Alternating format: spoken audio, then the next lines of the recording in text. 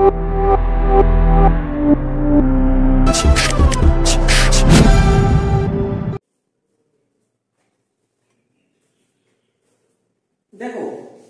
আমাদের যে fourth semester যে ইকোনমিক্স এর প্রথম দুটো চ্যাপ্টার হয়ে গেল, 3 নম্বর চ্যাপ্টারও আমাদের মোটামুটি কমপ্লিট হয়ে গেছে। ঠিক আছে, যে আমাদের চলছিল ফ্যাক্টর প্রাইস ডিটারমিনেশন, এই চ্যাপ্টারে তো অ্যাকচুয়ালি তো ফোর্থ সেমিস্টার তো তোমরা জানো ইকোনমিক্সটা তোমাদের এমসিকিউ পেপার।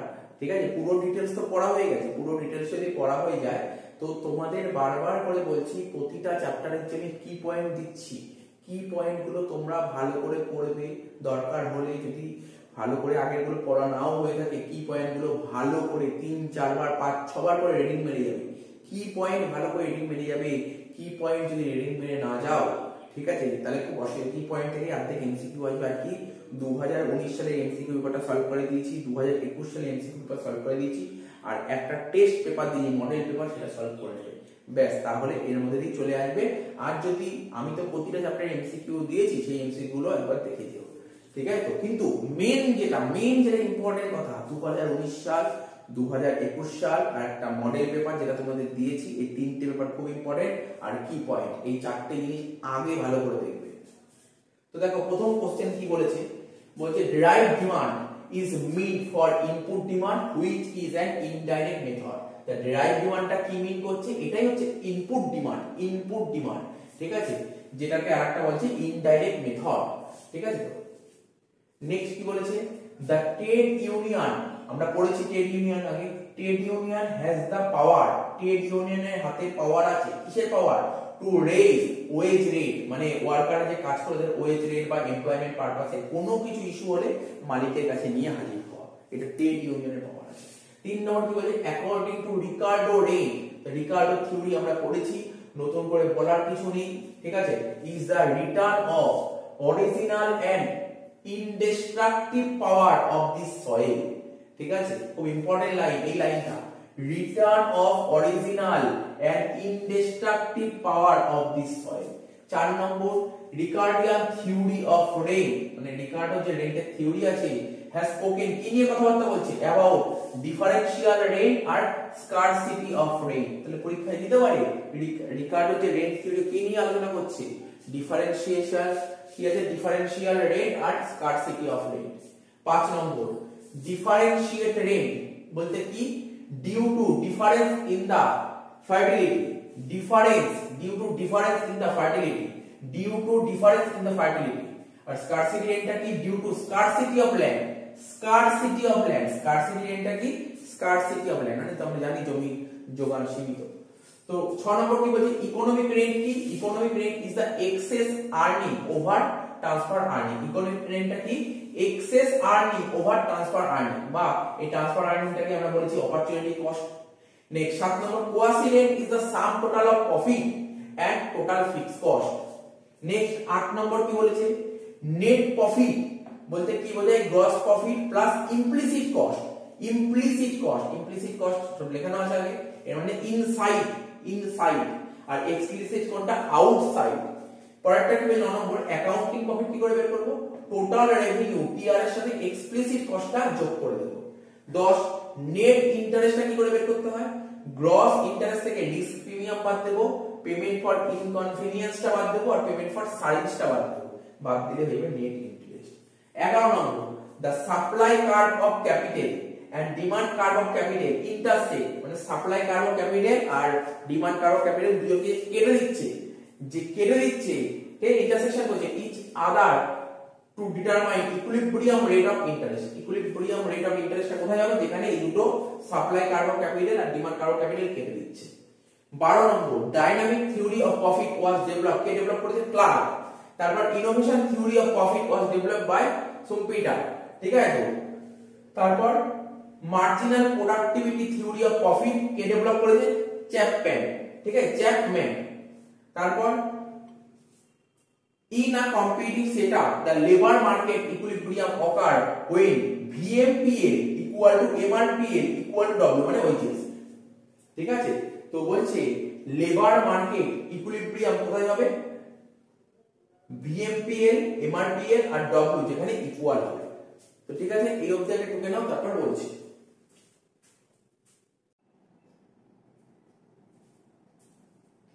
16 নম্বর কোশ্চেনটা কি বলেছে, ইন অ্যান ইমপারফেক্টলি কম্পিটিটিভ মার্কেট, বলছে যদি ইমপারফেক্টলি কম্পিটিটিভ মার্কেট হয় সেখানে ইকুইলিব্রিয়াম কি করে হবে, equilibrium is established when MRPL equal to MW, that means marginal wage। তার মানে imperfectly competing market equilibrium হবে MRPL টাই হবে MW, MRPL আর MW যখন ইকুয়াল হবে সেটা ইকুইলিব্রিয়াম, আর MW means marginal wage। Next কি বলছে 17 নম্বর, নরমাল প্রফিট। আরে নরমাল প্রফিট তোমরা নিশ্চয়ই সবাই জানো, তোমরা তো অলরেডি আগে পড়েই এসছো, গুডউইল ট্রিটমেন্ট শিখিয়েছিলাম, সেখানে নরমাল প্রফিট সুপার প্রফিট শিখিয়েছিলাম। নরমাল প্রফিট মানে কি, ধরো আমার কাছে 10 লাখ টাকা আছে, সেই 10 লাখ টাকা আমি বিজনেসে ধরো ইনভেস্ট করলাম, ঠিক আছে, মানে 10 লাখ টাকা ধরো ব্যাংকে আমি ইনভেস্ট করলাম, ঠিক আছে, তো সেখান থেকে ধরো সাপোজ 10% রিটার্ন আসছে, তার মানে এটাই হচ্ছে কত, 1 লাখ টাকা, এটা হচ্ছে নরমাল প্রফিট, ঠিক আছে। নরমাল প্রফিট মানে যেই টাকাটা আসছে, মিনিমাম যেই টাকাটা আমার কাছে আসছে সেটা হচ্ছে নরমাল প্রফিট। তো নরমাল প্রফিট কিছুই না, বলছে নরমাল প্রফিট আর regarded as those that are just sufficient to enable businessman to keep his resources in current use।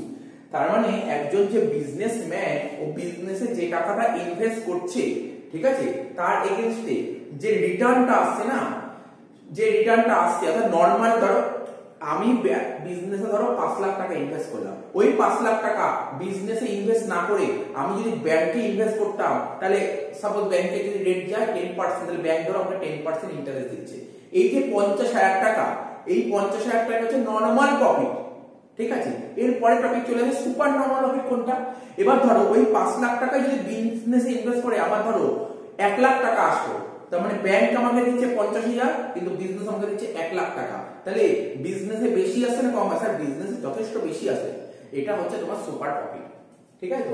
তো সুপার প্রফিট বুঝতে পেরেছো, নরমাল প্রফিট বুঝতে পেরেছো। Super normal profit is the surplus, super normal profit কি surplus or extra amount then the normal profit. Normal প্রফিটের চেয়ে যদি extra profit তুমি আর্ন করতে পারো তাকে বলে সুপার প্রফিট। অর্থাৎ কমন জিনিস, আমার হাতে 1 লাখ টাকা আছে, সেই 1 লাখ টাকা আমি বিজনেসেও লাগাতে পারি, আবার ব্যাংকেও ডিপোজিট করতে পারি। যদি ব্যাংকে ডিপোজিট করি, ব্যাংক আমাকে 10% দিচ্ছে, মানে 10,000 টাকা, কিন্তু বিজনেসে লাগালে আমি 15,000 টাকা কামাতে পারছি, তাহলে বিজনেসে কত এক্সট্রা কামাতে পারছি, 5,000 টাকা, এটা হচ্ছে সুপার প্রফিট, আর ওটা 10,000 টাকা নরমাল প্রফিট। নেক্সট 19 নম্বর কি বলছে, economic risk is risk when an entrepreneur anticipates the demand for goods and services and supply that product to the market।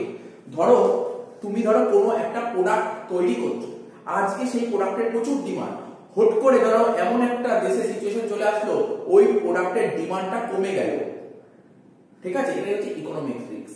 যেমন তোমাদের মনে আছে নিশ্চয়ই, যখন 2020 ফার্স্ট কোভিড স্টার্ট হলো, তখন স্যানিটাইজার, মাস্ক এর কি ডিমান্ড ছিল, প্রচুর ডিমান্ড ছিল, এবং সেই লেভেল প্রোডাকশন ছিল।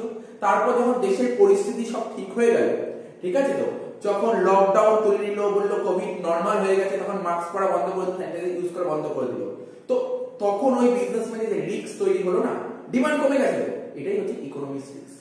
এই পেপার নিয়েছিলাম 20 number, according to professor Knight, important পড়বে, ইনসিউরেবল ফিউচার ইভেন্ট আর কল্ড রিস্ক। তাহলে কি বলেছে, ইনসিউরেবল ফিউচার ইভেন্টকে বলা হয় রিস্ক, আর নন ইনসিউরেবল, ঠিক আছে, একটা ইনসিউরেবল ফিউচার ইভেন্ট আর একটা নন ইনসিউরেবল ফিউচার ইভেন্ট আনসার্টেনটি। তার মানে কি বললাম, একটা ইনসিওর ফিউচার ইভেন্ট আর একটা non insure future event. Insure future ইভেন্টকে বলা হয় রিস্ক, আর নন ইনসিওর ফিউচার ইভেন্টকে বলা হয় আনসার্টেনটি। এগুলো জেনে রাখতে হবে, এগুলো জেনে রাখতে হবে, পরীক্ষায় এমসিকিউ জন্য খুব ইম্পর্টেন্ট। নেক্সট কি বলেছে 21 নম্বর, গ্রস ইন্টারেস্ট, এরই আরেকটা নাম market rate of interest, is that rate of interest. Gross interest বা মার্কেট রেট অফ ইন্টারেস্ট কি, এটা একটা ইন্টারেস্ট, এমন একটা rate that a lender, lender মানে যে লোন দেয়, যে লোন দেয়, ঠিক আছে, actually gets as the price the use of loan capital in production. ঠিক আছে, ধরো কেউ আমার কাছে লোন চেতে আসলো, তা আমি তাকে লোন দিলাম, আমি হলাম লেন্ডার, আমার টাকাটা নিয়ে সে তার বিজনেসে লাগালো, প্রোডাকশন করলো, ঠিক আছে, তো আমাকে তো কিছু একটা দেবে, সেটাই হচ্ছে গ্রস রেট অফ ইন্টারেস্ট। তাই বলেছে actually gets as a price the use of loan capital, আমার লোনটা যে ইউজ করলো, ও যে প্রোডাকশন করতে লাগালো আমার লোনটা, ঠিক আছে, তো তার বদলে আমাকে কিছু দেবে, এটা হচ্ছে গ্রস রেট অফ ইন্টারেস্ট বা মার্কেট রেট অফ ইন্টারেস্ট। 22 নম্বর কি বলছে, horizontal street or speculative money demand curve is called liquidity trap, নগদ ফাঁদ, ঠিক আছে। তাহলে কি বললাম, হরাইজন্টাল স্ট্রেচ, ভালো করে পড়বে, হরাইজন্টাল স্ট্রেচ অফ স্পেকুলেটিভ মানি, ঠিক আছে, তারপর ডিমান্ড কার্ভ, তারপর লিকুইডিটি ট্র্যাপ জিনিসটা কি, horizontal stretch of speculative money demand curve, সব বুঝিয়েছি, সব বোঝানো আছে, একটা ক্লাস 12 এ তোমাদের পড়াতে ইকোনমিক্স ছিল। 23 VMPL full form value of marginal productivity of labour, MRPL marginal revenue productivity of labour. 24 নম্বর কি বলেছে, if product market is perfectly competitive, product market যদি পারফেক্টলি কম্পিটিটিভ হয়, ঠিক আছে, তো এন্ড লেবার মার্কেট যদি পারফেক্টলি কম্পিটিটিভ হয়, সেক্ষেত্রে ইকুইলিব্রিয়াম কন্ডিশন এটা হবে W equal to AW equal to MW equal to VMPL equal to MRPL। কিছুক্ষণ আগে দেখালাম VMPL MRPL লেখালাম, ঠিক আছে, তো আচ্ছা MW মানে মার্জিনাল ওয়েজ, AW মানে এভারেজ ওয়েজ, আর W মানে তো ওয়েজ জানি আমরা। তাহলে প্রোডাক্ট মার্কেট যদি পারফেক্টলি কম্পিটিটিভ হয়, এখানেও প্রোডাক্ট মার্কেট পারফেক্টলি কম্পিটিটিভ ছিল, এখানেও প্রোডাক্ট মার্কেট পারফেক্টলি কম্পিটিটিভ, এখানে লেবার মার্কেট ছিল পারফেক্টলি কম্পিটিটিভ, এখানে লেবার মার্কেট কি বলছে, ইমপারফেক্টলি কম্পিটিটিভ। তার মানে দুটো সেমই আছে, লাস্টে লেবার মার্কেটটা চেঞ্জ আছে। কি হচ্ছে দেখো, শুধু এখানে দেখো W দেখো সব একই লেখা আছে, সাইনগুলো চেঞ্জ হয়েছে। এখানে W equal to AW less than MW, ঠিক আছে, তো equal to VMPL equal to MRPL, ঠিক আছে।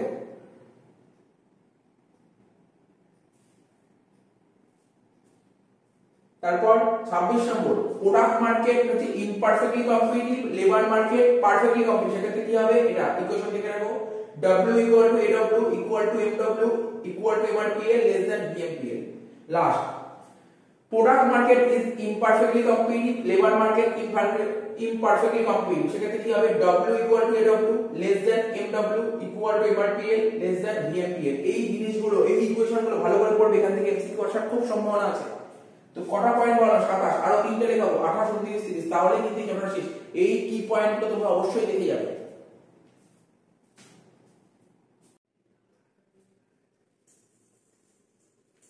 তো দেখো 28 নম্বরটা কি বলেছে, the economic rate can be defined, economic rate আমরা আগেই পড়েছি, তো বলছি economic rate can be defined, ঠিক আছে, by the difference between actual earning and minimum supply price of input.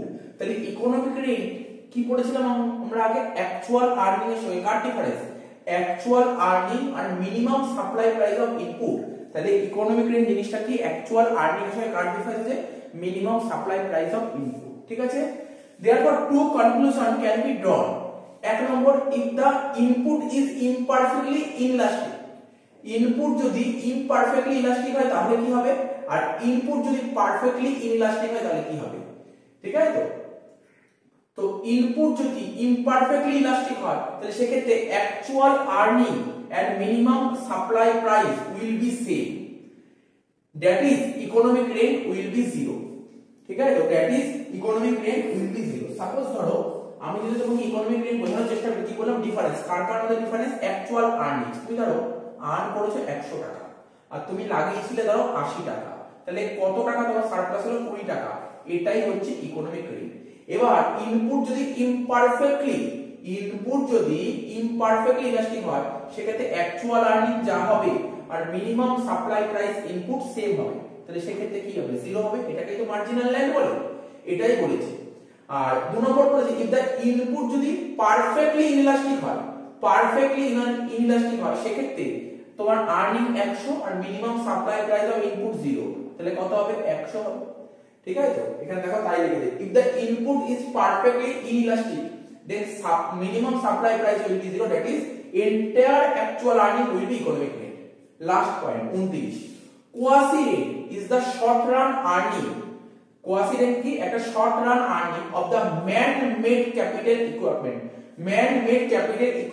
তো ম্যানই তৈরি করে quasi rate, whose short run supply is inelastic, ঠিক আছে, যার শর্ট রান সাপ্লাইটা কি ইনইলাস্টিক, ঠিক আছে।